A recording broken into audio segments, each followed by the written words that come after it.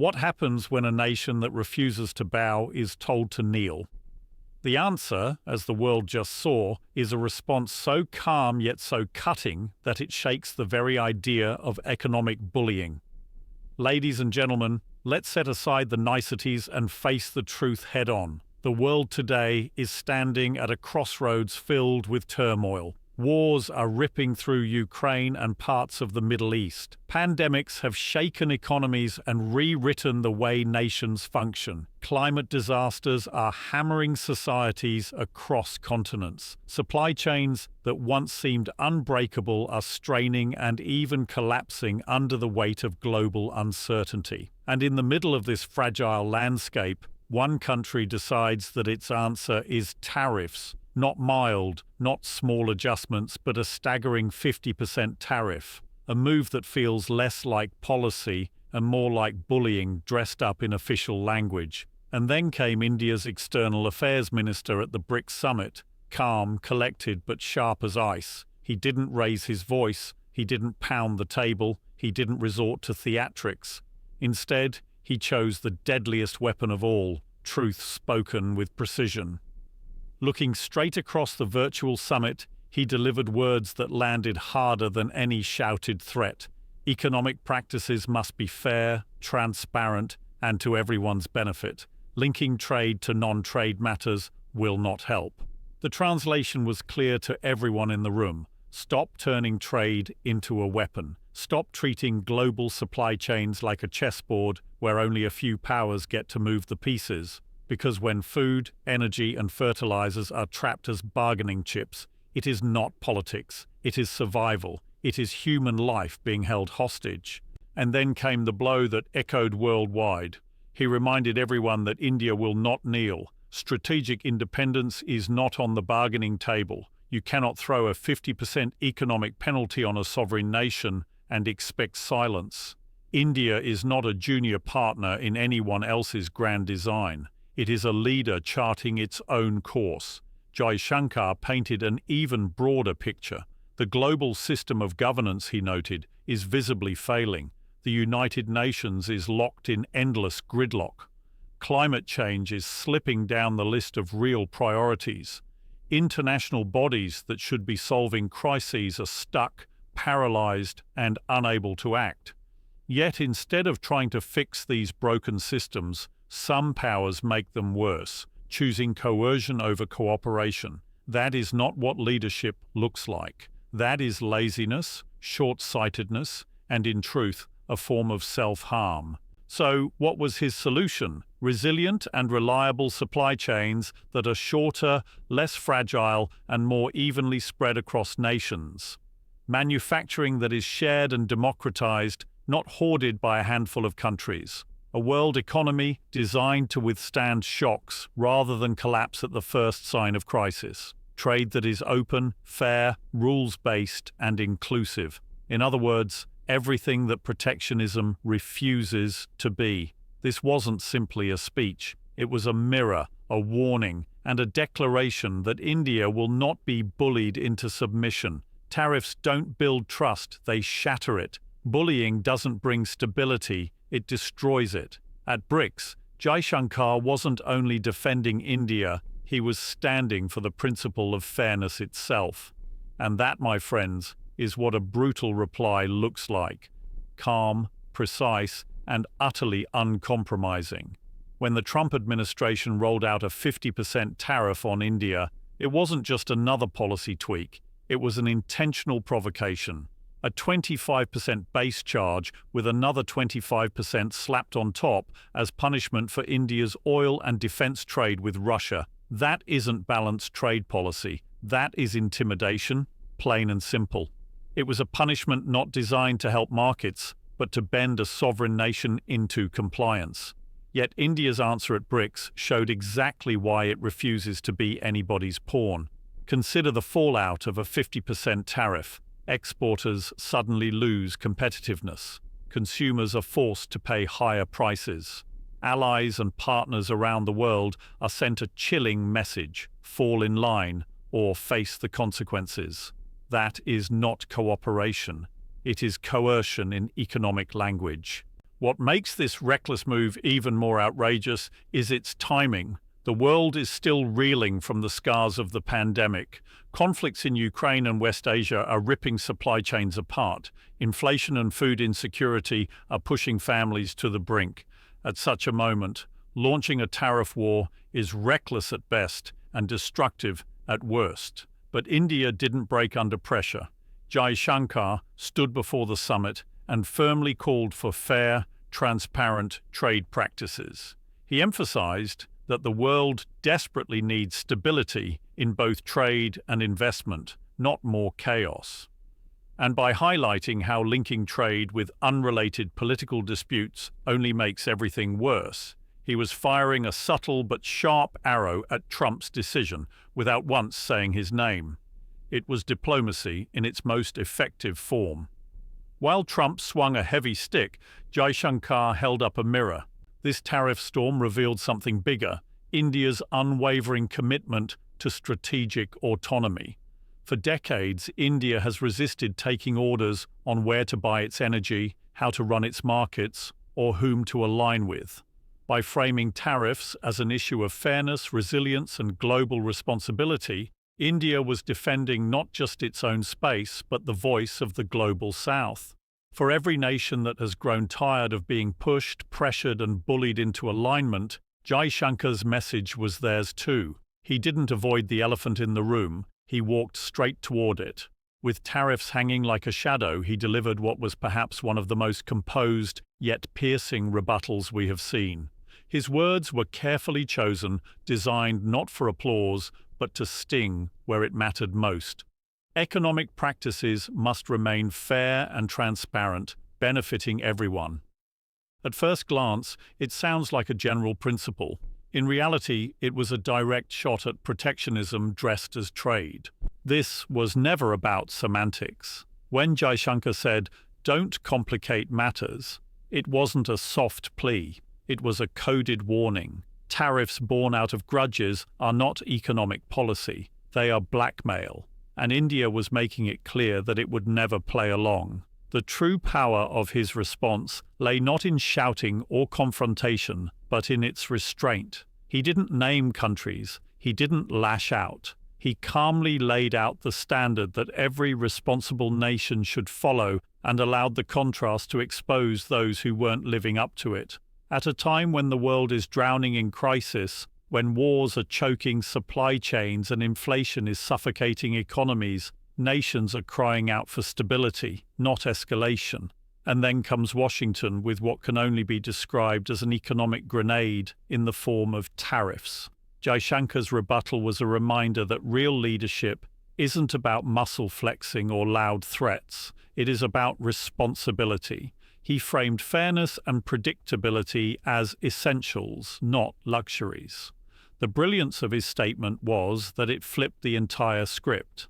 Instead of India being cornered and defensive, it looked like the calm adult in a room full of reckless actors. It came across as principled, balanced, and strong, while subtly pointing out the recklessness of others without ever needing to raise its tone. That is diplomacy honed into a weapon. That is why his remarks carried weight far beyond the BRICS summit. They were not just words for that meeting. They were a lasting rebuke to Trump's tariff gamble. When the discussion turned to multilateralism versus protectionism, Jaishankar cut straight into the contradiction of the moment. On the one side, the world is crying out for unity and cooperation. On the other, protectionism is spreading like wildfire. His message was simple yet devastating. Every time a powerful nation links trade to its grudges, every time barriers are built instead of bridges, the entire system weakens. He showed clearly that building walls in trade is not strategy, it is sabotage. It undermines trust, it fragments supply chains, and it damages the very economies that claim to be defending themselves. The sharpness of his words was that they weren't just about America's tariffs. They were about the broader pattern where powerful nations weaponize trade to settle unrelated disputes. He made it clear that this path is unsustainable. If BRICS and other international groupings are to mean anything, they must rise above the temptation of economic coercion. What struck many listening was the contrast. On one side, the noise of short-term politics, headline-grabbing tariffs and threats. On the other side, Jaishankar's clarity, fairness, transparency, resilience, predictability. These weren't lofty ideals floating in the air. They were necessities for survival in a fragile world. They were survival tools for a world that had already gone through a pandemic, a war in Europe, and food and fuel shortages hurting billions. And let's be clear, protectionism is always presented as patriotism. But in truth, it is insecurity pretending to be strength. By pointing out that mixing trade with unrelated issues hurts everyone, Jaishankar pulled the mask off that illusion. His words made the world realize this is not about America versus India or BRICS versus the West. It is about whether the global economy will keep working at all. That was his quiet but firm challenge. Stop turning trade into a weapon. Stop acting like tariffs fix problems. If the global system keeps bending under these pressures, everyone loses, not just the ones being targeted. It was a direct and precise rejection of protectionism, delivered with the power of truth. When the tariffs were announced, many thought India would step back, negotiate quietly, or change its path silently. But that assumption was a deep mistake. India is not a country that bows easily. Strategic autonomy has been the foundation of its foreign policy for decades, and Jaishankar used the BRICS summit to show that clearly. His words carried the weight of a nation determined to walk its own road, no matter how powerful the opposition might be. He reminded the world that India will not accept orders on where it buys oil, how it secures its energy, or who it does business with. This was not just defending a policy, it was declaring sovereignty. By rejecting economic pressure, India showed itself not as a stubborn rebel, but as a responsible nation, asking for respect in an age where bullying has become a regular diplomatic tool. And that was the sharp edge of his message. It exposed the arrogance of those who assumed India could be forced to obey. The 50% tariff was supposed to punish, to push India into compliance. Instead, it turned into the spark that made India assert its independence more firmly than before. Jaishankar turned the story upside down. Rather than being seen as the victim of economic pressure, India came across as the calm and steady power standing firm against an unreasonable attacker. That change in perception was as strong as the words themselves. And this is where his subtle style became harsh. He didn't need to name anyone directly. He simply described India's right to make its own choices. And the meaning was clear. You cannot push around a nation of more than 1 billion people into giving up its interests. You cannot wave tariffs like threats and expect obedience when the matters at stake are national security and energy independence. India's position at BRICS was more than diplomacy, it was a statement of identity. What gave his words even more impact was how many other countries quietly saw their own struggles reflected in India's stand. Nations across the global south have long been pressured through economic means. By standing tall, India gave them a stronger voice. Strategic autonomy was not just India's protection. It became a rallying idea for many countries tired of being treated like pieces on someone else's chessboard. When Jaishankar showed the larger picture of global instability at BRICS, it was not just a formal speech. It was a reality check, one that exposed the lie that the world order is running smoothly. He laid it out with sharp clarity. The scars of COVID, wars in Ukraine and the Middle East, climate disasters striking nations, food insecurity growing in the global south, fertilizer shortages hurting farmers, and global supply chains breaking under pressure. He called it for what it is. The multilateral system is failing, and the silence, inaction, and paralysis of world institutions has consequences no tariff or sanction can cover up. What gave his remarks real force was the sense of urgency. He did not act as if these were faraway problems. He tied them directly to people's lives, to trade flows, to development goals that are now slowing or collapsing completely. His message was simple and strong. While big powers play dangerous games with economics, ordinary people everywhere are paying the cost. Ships hit in conflict zones don't just disturb markets, they destroy jobs. Inflation and shortages aren't abstract theories, they are families unable to afford food. By framing the crisis in this way, Jaishankar changed the debate. He pulled it away from talk of rivalry and punishment and showed the raw human cost. That is what made it so cutting, because it exposed how meaningless tariff wars are in a world already under real painful stress. His calm voice became a mirror, showing the irresponsibility of leaders who think tariffs and protectionism are clever moves, while ignoring that the global system itself is falling apart. And then came his quiet but serious warning. If these tensions are not solved, if institutions remain stuck, the very base of the world order will break further. Reform is not a subject for speeches. It is necessary for survival. Through BRICS, India made it clear the old model is broken, the status quo cannot hold, and the longer the delay, the deeper the cracks will become. This was not polite commentary. It was a direct declaration that the center is falling apart, and leadership now demands courage, not force. When Jaishankar went to the root of the matter, how trade should really work, it was less about a single policy and more like a masterclass in breaking down economic bullying.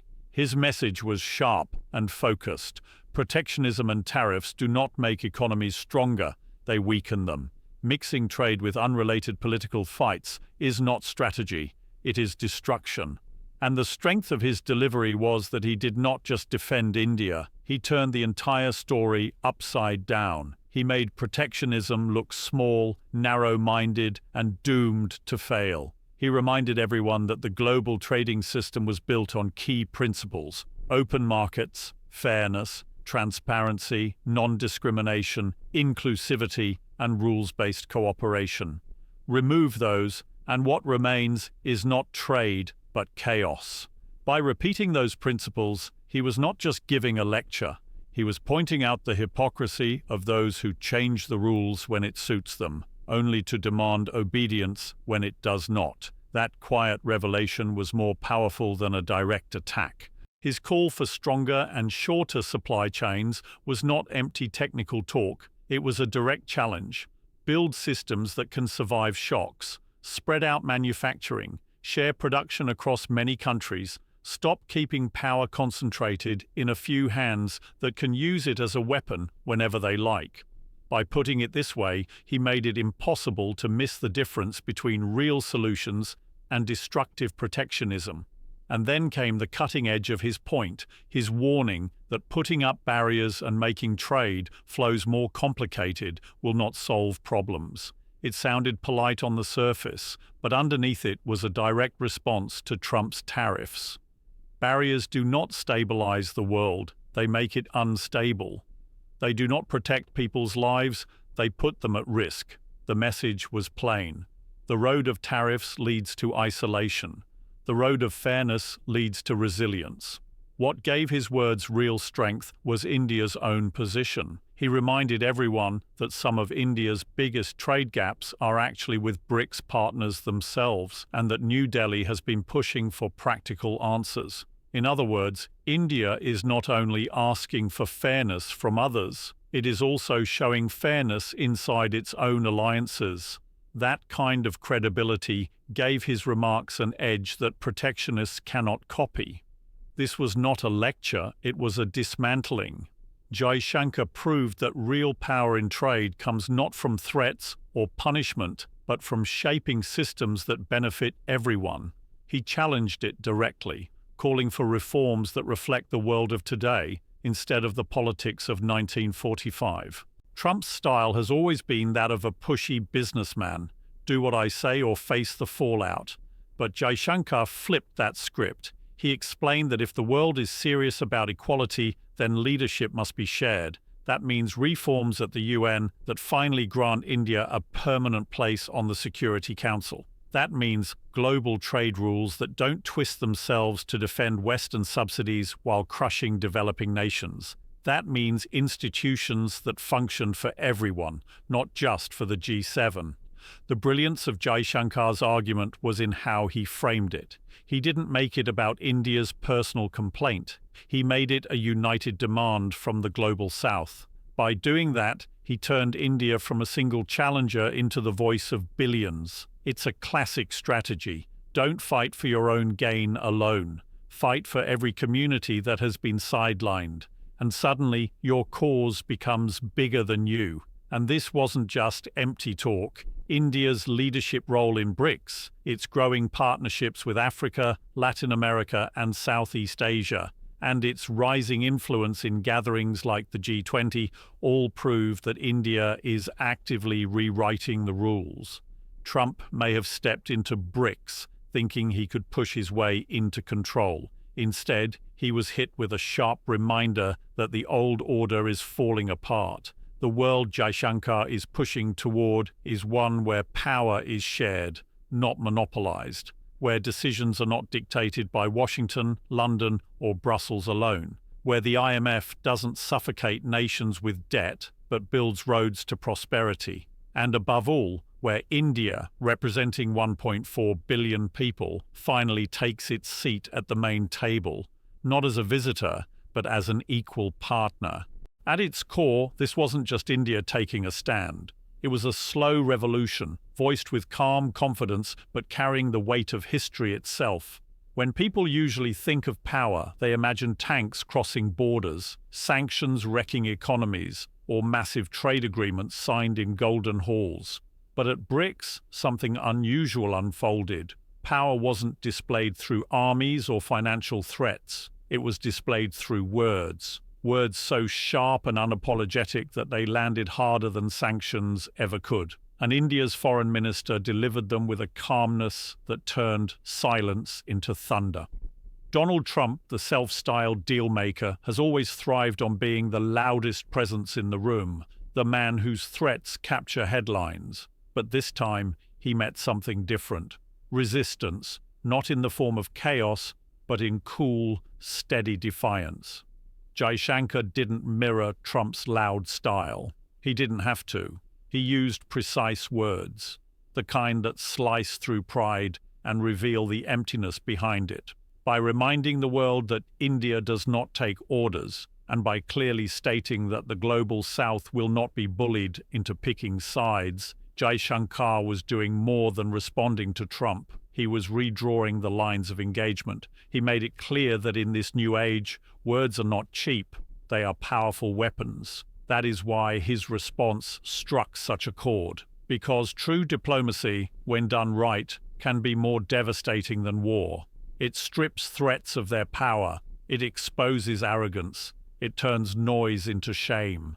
Trump, known for unbalancing others, suddenly looked like the one being taught a lesson. That was the brilliance. You don't need to raise your voice when your truth is impossible to deny. In that moment, India wasn't only speaking for itself, it was speaking for all the nations long dismissed as side players. The room shifted, the West listened, and the signal was clear. Sanctions, intimidation, and threats may have worked in the past, but now deliberate and fearless words carry far greater power.